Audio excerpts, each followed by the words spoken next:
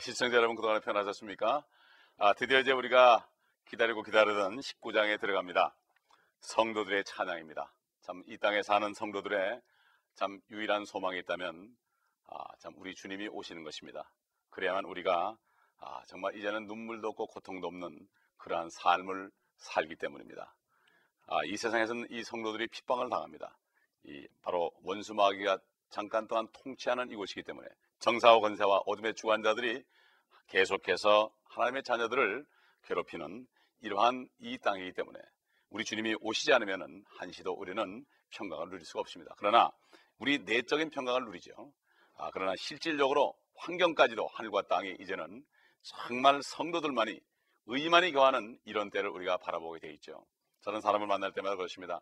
딱 한 가지를 하나님께 구하라고 하나님이 말씀하신다면은 무엇을 말하겠느냐? 저는 주님이 오시는 것입니다. 바로 사도 바울이 그랬죠.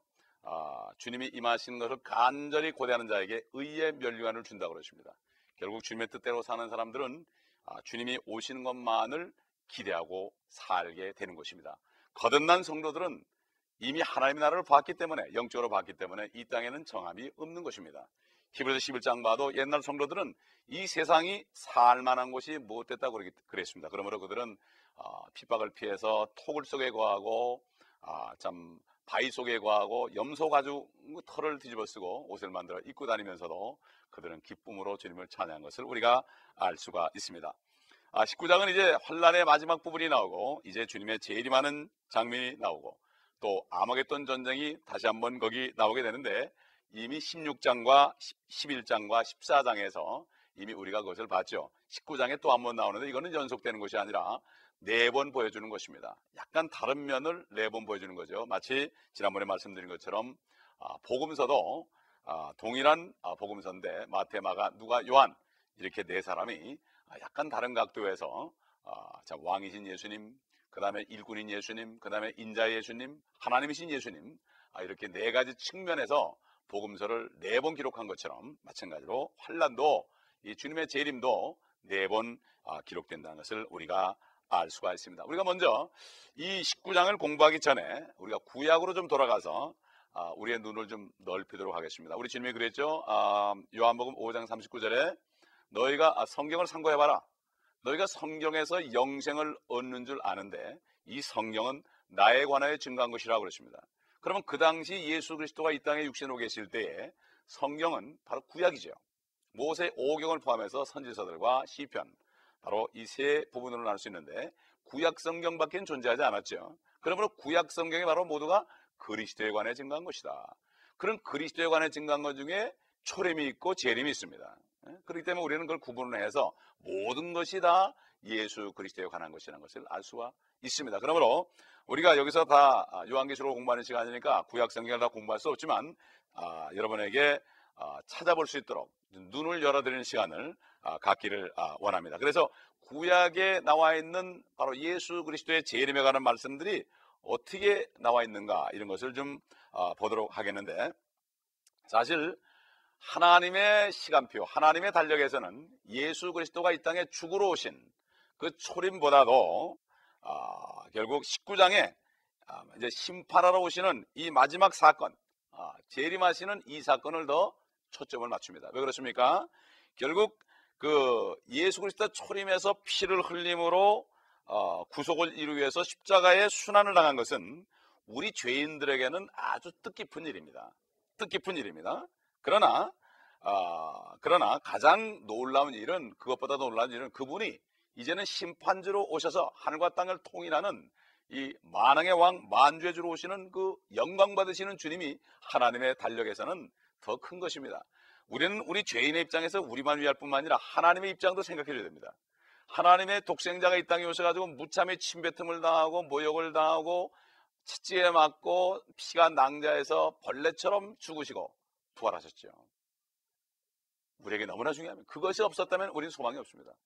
그러나 하나님께 더 중요한 것은 그분이 마침내 모든 일을 이루고 승천하셔서 하나님 보좌 우편에 지금 앉아 계시며 지금도 대제사장으로 우리를 위해 중보하시지만 마침내 이제 오셔가지고 죄를 만들어내고 사망을 만드는 사탄이를 결박하고 1000년 동안 깊은 구렁 무정의 속에 가둬버리고 그 다음에 믿지 않는 사람들을 다 불못에 던져버리고 적그리스도와 거짓 선자를 불못에 던져버리고 정말 주님이 1000년 동안 통치하다가 나중에 영원한 세계로 들어가는 이 엄청난 멋있는 장면들이 나와 있는데, 이것이야말로 하나님의 기쁨인 것입니다. 아버지의 기쁨인 것입니다. 이거 우리가 하나님의 입장에서 우리 생각하고 일을 해야죠. 그렇기 때문에 우리는 다시 오실 예수 그리스도를 전하는 사람들이 바로 하나님의 마음을 기쁘시게 하는 자들이죠. 그러므로 우리는 인간의 관점에서 볼 게 아니라, 성경을 볼 때 내 관점만 보는 게 아니라 하나님의 관점에서 폭넓게 봐야 됩니다. 내가 복음이 돼서는 안 되고 하나님의 복음이 돼야 됩니다. 이렇게 될 때 하나님께서는 기뻐하시고 그런 사람들을 하나님께서는 쓰십니다. 그러므로 이 성경에 나타난 재림에 관한 말씀을 확실히 알지 못하고서는 이거를 담대하게 전할 수가 없는 것입니다. 그러므로 성경에서 가장 위대한 날은 주 여호와의 날, 주의 날, 바로 A day of the Lord, Day of the Jehovah, 여호와의 날, 바로 A day입니다. Days가 아니고 A day입니다. 그렇기 때문에 인류 역사 6000년이라는 세월이 사람들에게 기회를 줬지만 이제 마지막 심판은 24시간 내에 일어날 것을 성경은 분명히 증거하고 있습니다. 제일 먼저 이 사건과 관련되는 성경 최초의 말씀이 무엇입니까? 이 복음이 무엇입니까? 이것은 창세기 3장 15절의 말씀이죠. 여러분 보시면 그녀의 씨는 너의 머리를 부술 것이요 그랬죠. 그녀의 씨가 누굽니까? 바로 여자의 씨, 이스라엘의 씨인 예수 그리스도요. 너의 머리는 누구요? 뱀의 씨입니다. 바로. 결국 예수 그리스도가 사탄의 머리를 부숴버릴 것이다. 결국 제일 먼저 재림에서 하는 일이 사탄을 결박해서 그를 무정에 가뒀다가 나중에 1000년이 끝난 다음에 그를 완전히 불못에 던져버리는 이러한 일이 나타나게 되죠. 그렇기 때문에 히브리서나 요한일서 보게 되면은 예수 그리스도가 이 땅에 하나님의 아들이 나타난 것은 마귀의 일을 멸하러 나타나셨다. 마귀의 일은 뭐죠? 죄와 사망을 주는 거죠. 죄를 짓게 해서 사망에 처하게 하는 거죠. 그러나 우리 주님은 살리고 풍성하게 생명을 주는 것이 바로 하나님의 일이라고 말씀했습니다. 뱀은 사탄이죠. 그리고 그의 씨는 멸망의 아들인 앞으로 나타날 적그리스도요. 그 적그리스도는 이제 큰 바벨론과 함께 연합해서 온 세상을 핍박할 것입니다. 머리에 상처를 입히는 것은 그리스도가 십자가에 죽었을 때 일어나지 않았고 재림 때에 일어날 것입니다. 물론 예수 그리스도가 십자가에서 죽으시고 부활했을 때 사망의 권세를 이겼습니다. 바로 사탄의 권세를 이겼습니다. 그때 이미 마귀는 심판을 받은 것입니다. 그러므로 우리 주님께서 성령이 오시면은 이 세상을 책망할 것이다. 첫째는 죄에 대하여, 둘째는 의에 대하여, 셋째는 심판에 대하여 이 세상을 책망하시리라. 죄에 대하여라면 저희가 나를 믿지 아니하며 바로 예수를 믿지 않는 것이 죄요. 의에 대하여라면 내가 아버지께로 가니 저희가 다시 나를 보지 못하며, 그저 예수 그리스도를 통하지 않고서는 의로워질 수 없기 때문에 하늘의 아버지를 볼 수 없다는 얘기고, 심판에 대하여라면 세상 임금 통치자 마귀가 이미 심판을 받았다는 것입니다. 그러므로 이 땅에 있는 마귀는 이미 심판을 받았지만 집행이 되는 것은 심판 주신 주 예수 그리스도가 이 땅에 백마를 타고 내려오실 때 그때 그 머리를 부숴버려 가지고 상하게 해서 완전히 그를 멸망시킬 것입니다. 그렇기 때문에 로마서 16장에 보게 되면은 결국 사도 바울이 속히 이제 예수 그리스도가 오셔가지고 사단의 머리를 부숴버릴 것이다, 상하게 할 것이다, 이렇게 훗날에 일어날 일을 얘기한 것입니다. 그러므로 주님이 오셔야만, 이 지상에 오셔야만 이러한 일이 일어날 것입니다. 창세기 6장에서 우리는 노아의 날을 볼 수가 있죠. 노아의 날. 근데 우리 주님이 뭐라 그랬죠? 예수 그리스도는 노아의 날에 일어났던 것 같이 인자의 날에도 그러하리라 말씀하셨죠. 인자의 날이라는 것은 뭐죠? 인자라는 것은 바로 하나님이 사람의 모습으로 나타날 때 그걸 인자라고 그럽니다. The Son of Man.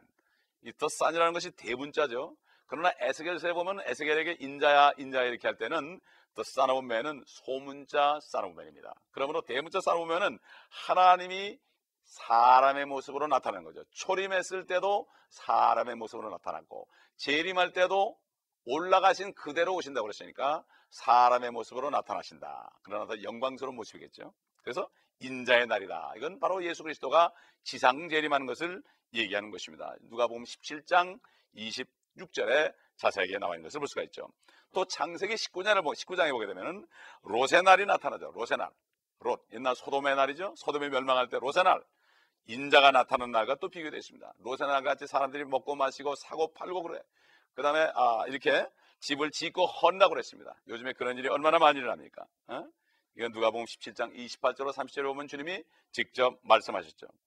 또 그 다음에 창세기 49장에 봐도 9절로 12절부터 읽어보면 거기 나오고 11절에도 나오고 17절 18절에도 나오고 49장 24절에도 나옵니다. 여러분 찾아보시기 바랍니다. 오늘은 그냥 시간상 24절의 말씀만 찾아보도록 하겠습니다.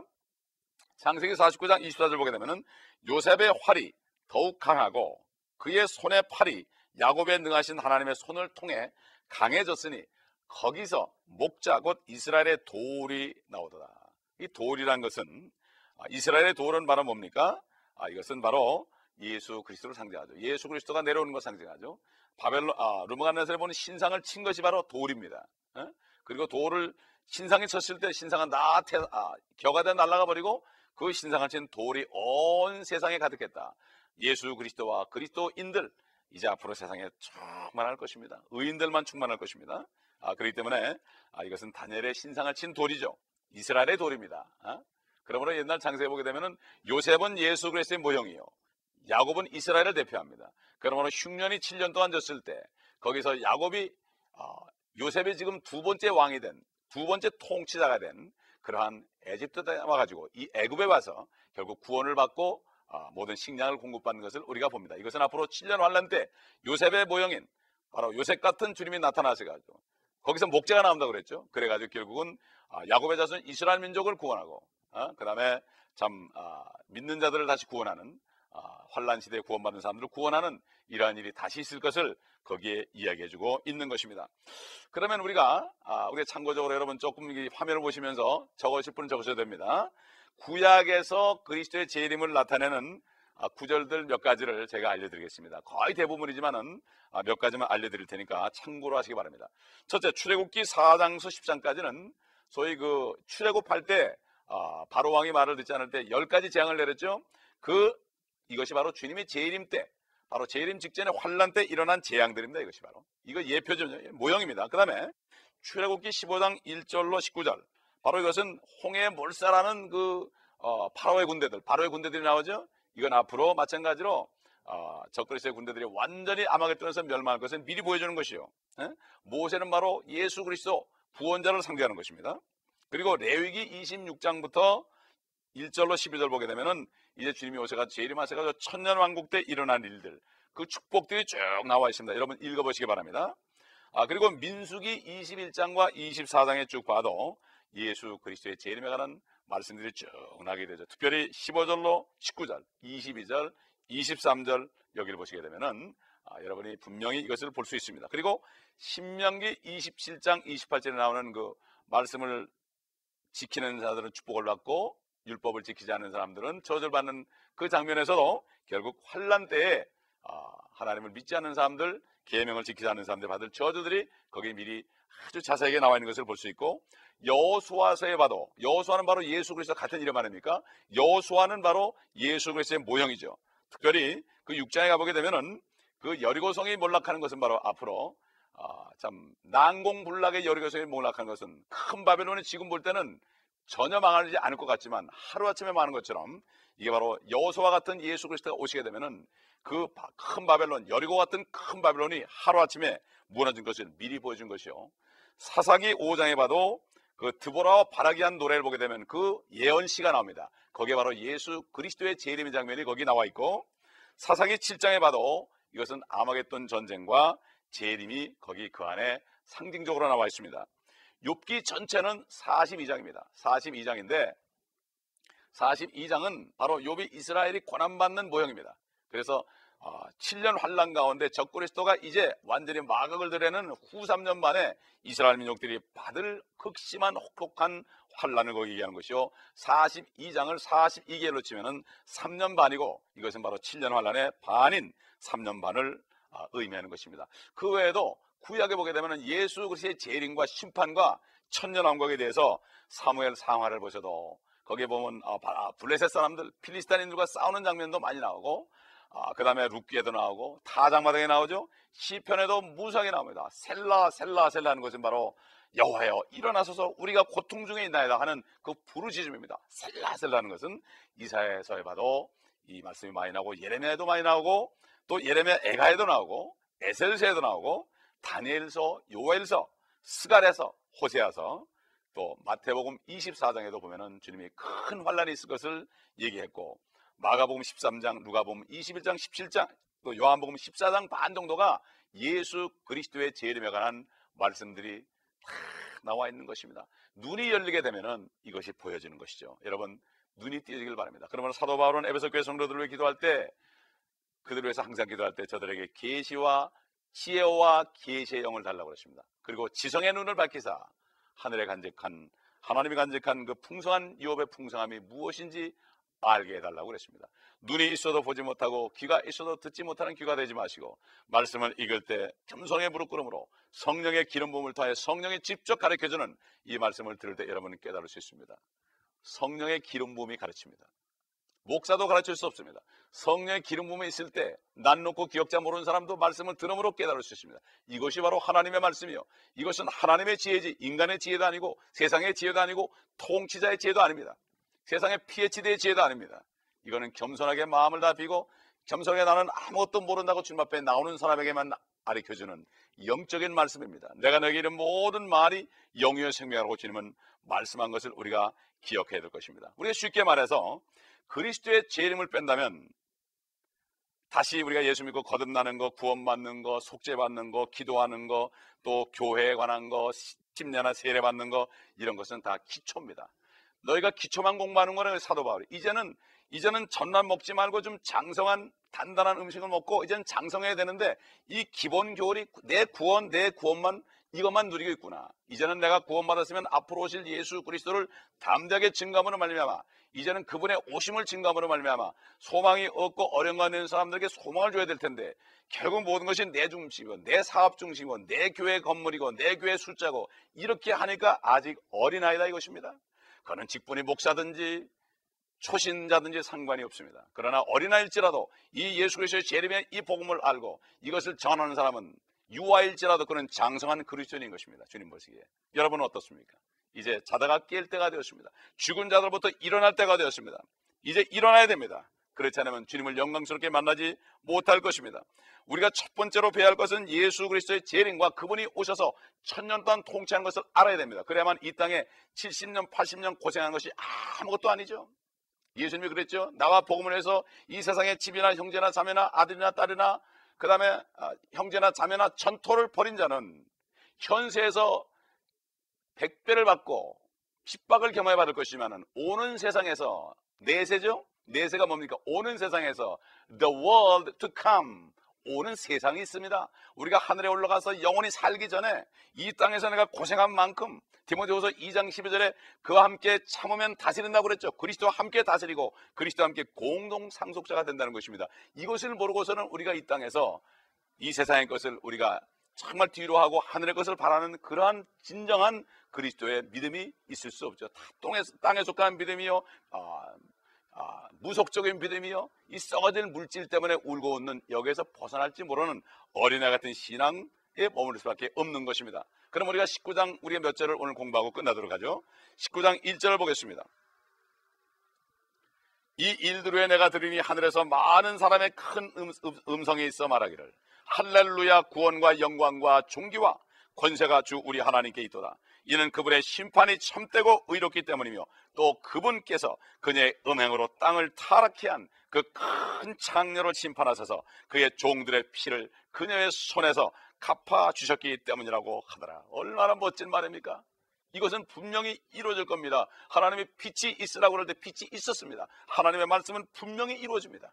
우리 인간의 눈에는 이게 잘 보이지 않지만, 하나님이 예비한 것은 눈에 보이지 않고 귀에 들리지 않고 마음속에도 생각할 수 없지만 성령을 통하여 하나님의 깊은 곳이라도 통달한다고 그랬습니다.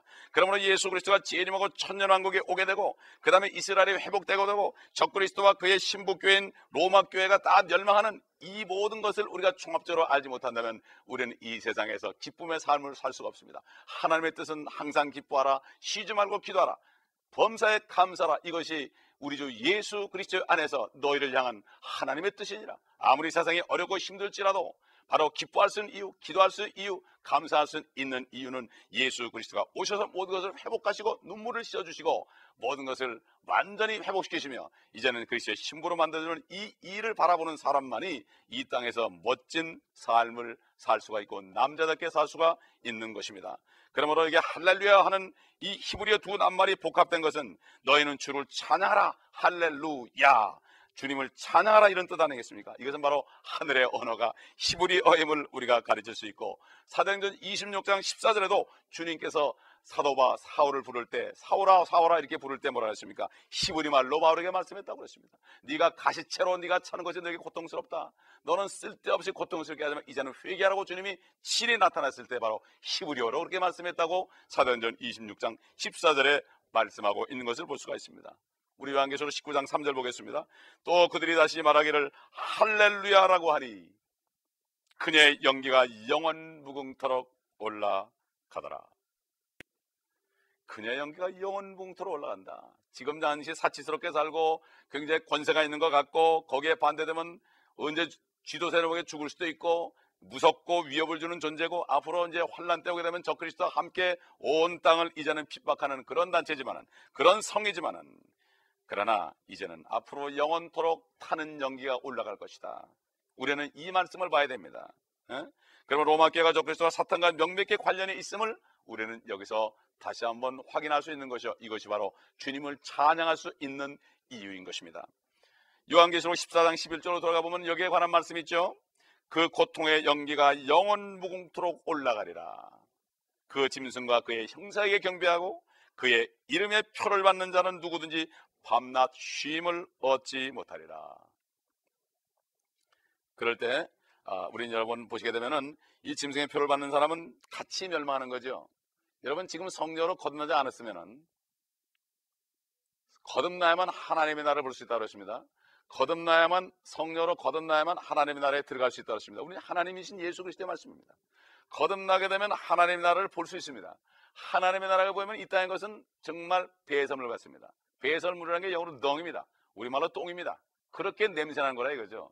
하나님의 나라를 보기 전에는 이 땅의 것이 아름다워 보입니다. 미국이 천국 같습니다. 그러나 하나님의 나라가 임하게 되면 미국이 지옥이 됩니다. 저도 미국 올 때는 미국이 천국인 줄 알았습니다.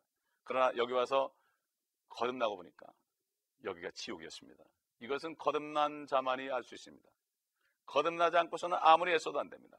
거듭나지 않은 사람은 성령이 없기 때문에 하나님의 자녀가 되지 않았기 때문에 주님이 오실 때 올라가지 못합니다. 그러므로 환란에 들어가야 됩니다. 환란에 들어가더라도 절대로 인을 받으면 안 됩니다. 인을 받으면 완전히 저주 속에 들어갑니다. 인을 받지 않든가, 인을 받지 않으려면 죽든가, 그때 유대인들과 연합해가지고 페트라로 도망가서 살든가, 둘 중에 하나 돼야 됩니다. 이것은 심각한 얘기입니다.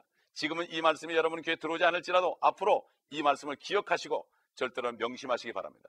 저는 이 말씀을 전할 때 지금 그런 것까지 보고 전합니다. 이 말씀을 두고 깨닫지 못하다가 환란에 넘어가서 그때 요한계시록을 봤는데 이게 사실이구나, 이걸 알게 되면 그때도 늦지 않았습니다. 그때도 늦지 않으니까 그때도 믿음을 지키고 계명을 지킴으로 말미암아 목이 잘려질지라도 구원을 받으셔야 됩니다. 그러나 지금 은혜 받을 때입니다. 지금은 예수 그리스도만 영접하면 성령으로 거듭나서 이 환란에 들어가지 않고 주님이 공중에 오실 때 보석 같은 도둑같이 오셔가지고 성도들만 싹 데려갈 때 그때 올라갈 수 있는 것입니다. 그 다음에 우리 19장 4절을 보겠습니다. 그때 24장로와 4짐승이 엎드려 보좌에 앉으신 하나님께 경배드리며 말하기를 아멘 할렐루야 하니 또 할렐루야 합니다. 이 장면은 셋째 하늘입니다. 하나님의 보좌가 있는 장면입니다. 우리 요한계시록 4장 1절로 5절에서 이미 보았죠. 19장 5절 가보면 그 보좌에서 음성이 나서 말하기를 너희 모든 그분의 종과 작은 자나 큰 자나 그분을 두려워하는 너희는 우리 하나님을 찬양하라고 하더라. 이제 하나님의 찬양할 일만 남은 것입니다. 1인칭 소유대명사인 우리 하나님을 주목하십시오. 우리 하나님, 너희는 이렇게 하다 하늘에 계신 우리 하나님. 우리 그럴 때는 이스라엘 민족입니다. 하나님은 민족적으로 하나님입니다. 그들에게. 그러나 우리 하나님은 나의 개인의 하나님입니다. 아버지라 부를 수 있습니다. 이따 그러면 이것이 그리스도인에게 적용되지만 우리의 하나님은 개인적인 아버지입니다. 그러나 유대인들에게는 단체적인 민족적인 아버지인 것을 우리가 알아야 됩니다. 그렇기 때문에 사도행전 2장 39절에 보면은 오순절에 사도 바울이 예루살렘 성도들에게 백성들에게 이렇게 설교했죠. 이 약속은 너희와 너희 자녀에게 한 것이며 또한 먼 곳에 있는 모든 사람, 즉 우리 하나님께서 부르실 모든 사람에게 하신 것이라. 너희 모든 종과 그분의 종과 이렇게 했죠. 이것은 바로 동료 종들. 옛날에 이제 환란에서 이제 순교할 사람도 동료 종들 그러죠. 그러므로 우리는 결국 예수 그리스도의 종들이요 하나님의 자녀들인 것입니다. 참 얼마나 영광스러운 것입니다. 이제 다음 시간에는 정말 영광스럽게 주님이 재림하는 장면, 이제 주님 재림해가지고 이제 악인들을 다 멸망시키는 장면, 사탄을 결박하는 장면, 이런 장면들, 그리고 어린 양의 혼인식, 여기서 예수 그리스도를 믿고 성령으로 거듭나고 신부단장한 사람들이 어린 양의 혼인잔치에 들어가는 영광을 누리는 것을 우리가 다음 시간부터 공부할 것입니다. 얼마나 이제 기대가 됩니까? 여러분 마음에 기대하시면서 기도하시면서 다음 시간을 또 만나 뵙도록 하겠습니다. 기도하겠습니다. 감사합니다. 영광의 주님, 영원토록 우리는 주님과 찬양할 수 있습니다. 잠깐 동안 우리가 고통받지만 영원토록 찬송하는 이것을 바라보며 낙심하지 않고 끝까지 주 안에 승리할 수 있도록 도와주옵소서. 주 예수 그리스도의 이름으로 감사 기도드리나이다. 아멘.